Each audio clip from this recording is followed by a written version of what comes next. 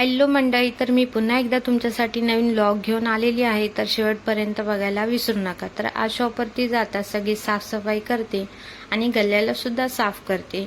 कारण मी असं ऐकलं आहे की जिकडे स्वच्छता असते तिथे लक्ष्मी वास करते. त्यामुळे मी नेहमीच स्वच्छ ठेवण्याचा प्रयत्न करते.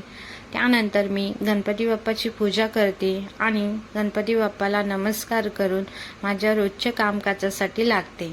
आणि गणपती बाप्पा आणि स्वामी तर नेहमी माझ्यासोबतच आहेत आणि तुमची सुद्धा साथ नेहमी अशीच राहू द्या आणि मला सपोर्ट करत राहा. आणि त्यानंतर मी शॉपची पुढची तयारीला लागते आणि प्लेट्स असतात त्या फटाफट मी पुसून ठेवून देते, जेणेकरून मला नंतर कस्टमर हँडल करायला इझी जाईल आणि नंतर गडबड नाही होणार. त्यानंतर कस्टमरला देता देता रात्र होते आणि आजचा सेलसुद्धा छान झाला आहे.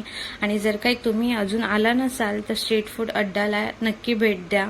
ॲड्रेस मी डिस्क्रिप्शनमध्ये मेन्शन करते, येऊन नक्की भेट द्या. आणि इकडचा मेनूसुद्धा तुम्हाला कसा वाटतो तो सुद्धा कमेंट करून नक्की सांगा आणि मला फॉलो करायला विसरू नका.